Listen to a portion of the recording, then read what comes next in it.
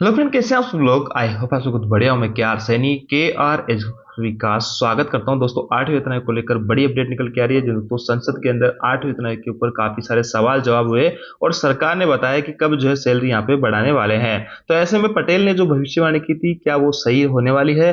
Family unit के ऊपर भी यहाँ पे संसद में सरकार से जवाब किया गया है। इसके ऊपर सरकार का क्या कुछ जवाब रहा है उसका रिगार्डिंग बात करेंगे। तो क्या ये कर्मचारियों के लिए खुशखबरी रहने वाली है। और हाल ही में जैसे कि आपको पता है कि जो मंजीत सिंह पटेल जी है वो यहाँ पे न्यूनतम वेतन 17,000 रुपए करने की यहाँ पे बात कर रहे हैं। जैसे कि लेवल 1 से लेवल 5 तक के जो कर्मचारी है कह रहे हैं कि उनका वेतन बहुत ही कम है। अभी का जो प्रेजेंट टाइम का सिनेरियो देखते हुए तो उनकी जो सैलरी है, न्यूनतम सैलरी लगभग 17,000 के आसपास यहाँ पे होनी चाहिए। फिटमेंट फैक्टर को लेकर क्या कुछ चर्चा हुई है, इन सब पे बात करने वाले। तो सबसे पहले मंजीत सिंह पटेल जी का आप वीडियो देखिए कि इनके अकॉर्डिंग 8वां वेतन आयोग जो है कब तक यहाँ पे लागू हो जाएगा, कब से आपकी बढ़ी हुई सैलरी आपको मिलने लगेगी। और न्यूनतम सैलरी का जो बात हुई है वो उसके बाद में चर्चा करेंगे कि सरकार का क्या कुछ जवाब आया है और क्या मंजीत पटेल की जो भविष्यवाणी थी वो सही यहाँ पे होने वाली है।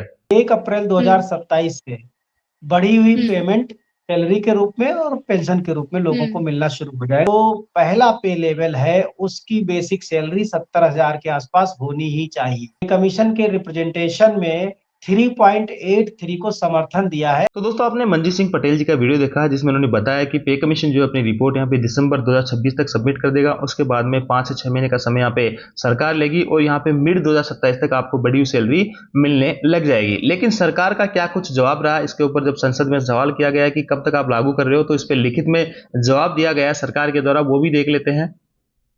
और मंजीत सिंह पटेल जी ने एक ही वीडियो में नहीं, कई सारे वीडियोज में उन्होंने कहा है कि दिसंबर तक रिपोर्ट सबमिट हो जाएगी। उसके बाद में यहाँ पे मिड 2027 तक आपको बड़ी सैलरी मिलने लग जाएगी।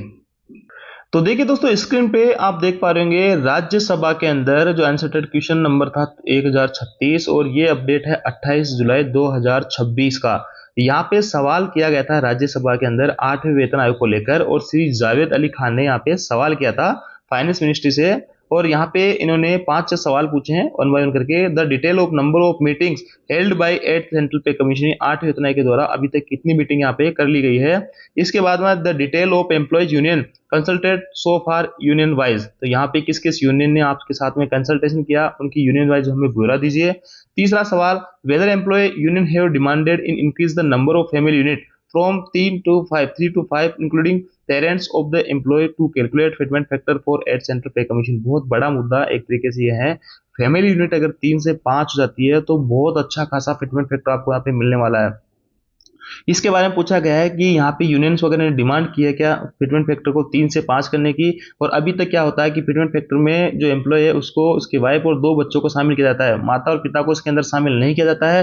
तो यहाँ पे पुरजोर तरीके से मांग उठी हुई है कि माता और पिता को भी शामिल करो और फिटमेंट जो आपकी फैमिली यूनिट है उसको 3 से बढ़ाकर 5 करो। अगर फैमिली यूनिट 3 से 5 हो जाती है तो यकीन मानिए आपका फिटमेंट फैक्टर बहुत ही बेहतरीन शानदार यहाँ पे रहने वाला होगा। आगे लिखा है, अगर इफ सो, अगर ऐसा है यहाँ पे डिमांड की जा रही है तो इसके ऊपर सरकार की क्या प्रतिक्रिया है, तो पे कमीशन है उनकी क्या प्रतिक्रिया है, क्या रेस्पॉन्स है, वो उसका जवाब दीजिए। आगे लास्ट में सवाल पूछा गया, by when the commission is likely to submit its report to government for consideration and implementation. यहाँ पे जो सवाल है बहुत बेसब्री से जो लाखों करोड़ों केंद्रीय कर्मचारी पेंशनर्स वगैरह इंतजार कर रहे हैं, वो सवाल यहाँ पे पूछा गया है कि 8वां वेतन आयोग की जो रिपोर्ट है पे कमीशन कब तक सरकार को सौंप देगा। रिपोर्ट सबमिट करने के बाद में उस पर कुछ समय सरकार लेती है, डिस्कस करती है कि क्या पे कमीशन जो डिमांड कर रहा है उन सब चीजों को इंप्लीमेंट करना है या उसमें कुछ कटौती बढ़ोतरी यहाँ पे करनी है। उसके बाद में सरकार यहाँ पे फाइनल अप्रूवल देती है और वो उसके बाद में इंप्लीमेंटेशन होता है, आपका एरियर वगैरह की कैलकुलेशन होती है। तो ये 5 सवाल बहुत इंपॉर्टेंट हर एक कर्मचारी जानना चाहता है। तो इसके ऊपर देखिए सरकार ने वही हमेशा की तरह घुमा फिरा के जवाब दिया है।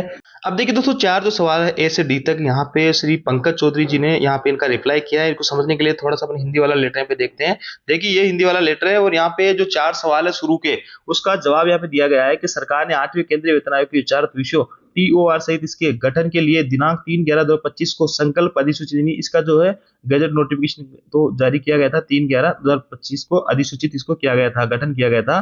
दिनांक 3/11/2025 के संकल्प में यह प्रावधान किया गया कि 8वां केंद्रीय वेतन आयोग अपनी स्वयं की कार्य प्रणाली तैयार करेगा।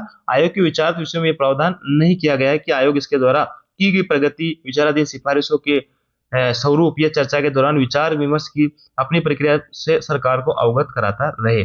यहाँ पे देखिए एक बहुत ही घुमा फिरा सा जवाब यहाँ पे मिला है। जैसे यहाँ पे सवाल किया गया था फिटमेंट फैक्टर को लेकर, की फिटमेंट फैक्टर कितना देने वाली है, या यूं कहे कि फैमिली लीव को जो है 3 से 5 यहाँ पे सरकार करने जा रही है क्या, या फिर यहाँ पे और सवाल किए गए थे कि कौन कौन सी यूनियन वगैरह संगठन यहाँ पे मिली है, उन्होंने कौन कौन से मुद्दे यहाँ पे रखे हैं आपके सामने, उनकी क्या आप सरकार की क्या कुछ प्रतिक्रिया रही इसके ऊपर। यहाँ पे जवाब दिया गया है पंकज चौधरी जी के द्वारा कि जो 8वां केंद्रीय वेतन आयोग जिसको अधिसूचित किया गया 3/11/2025 को, उसमें जो कार्य प्रणाली है वेतन आयोग की वो अपनी खुद की कार्य प्रणाली, उसमें सरकार का इंटरफेयर नहीं है, और इसमें कहीं भी ये लिखा हुआ नहीं था उस प्रावधान के अंदर कि बीच बीच में आयोग अपनी जो सिफारिश वगैरह आ रही है या अपने जो भी रिकमेंडेशन आ रहे हैं कुछ भी चीजों पे सरकार से डिस्कस करे। तो यहाँ पे एक तरीके से एकदम इस यहाँ पे बाहर हो गए, एक तरीके से निकल गए सेफ यहाँ पे, और बच के निकल गए चीजों का जवाब देने से कि पे कमीशन जो है बाध्य नहीं है हमारे से वो डिस्कस करे किसी भी चीज के बारे में। तो इसके बारे में हमारे पे कमीशन से कोई भी चर्चा नहीं है कि फिटमेंट फैक्टर कितना रहेगा, कितनी फैमिली रहेगी, क्या कुछ रहेगा। तो इस पे सरकार ने कोई भी यहाँ पे जवाब स्पष्ट रूप से नहीं दिया है।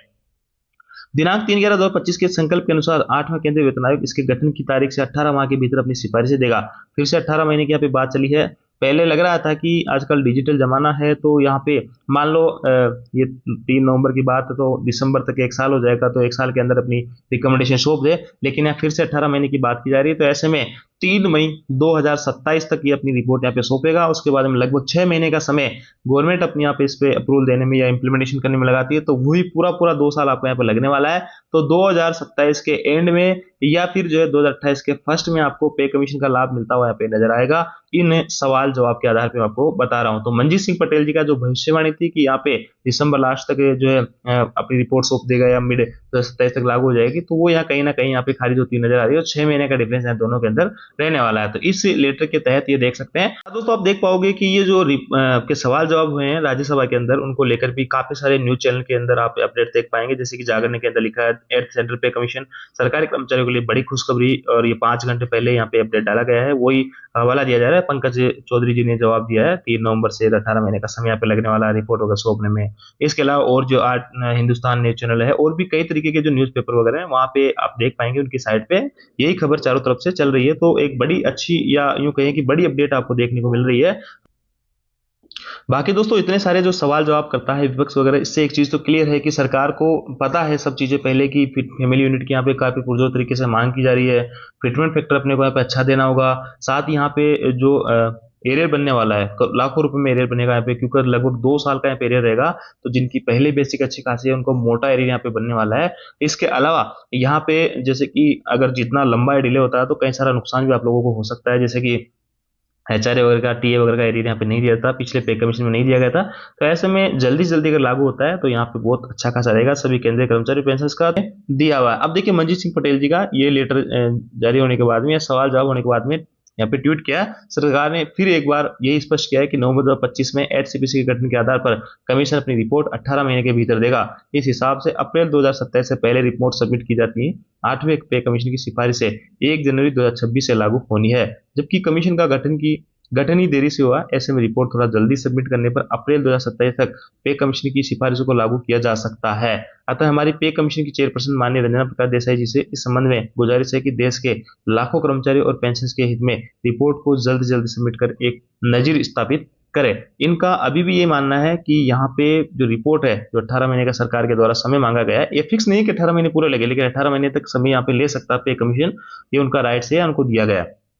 लेकिन इस पर जल्दी भी काम कर सकते हैं। और मंजीत सिंह पटेल जी अभी भी ये कह रहे हैं कि यहाँ पे इसको जल्दी जल्दी रिपोर्ट सबमिट करके सरकार को दो आप नवंबर दिसंबर तक, ताकि अप्रैल मई तक जो ये चीजें यहाँ पे लागू हो जाए और बड़ी कर्मचारियों को सैलरी और पेंशन के रूप में मिलने लग जाए।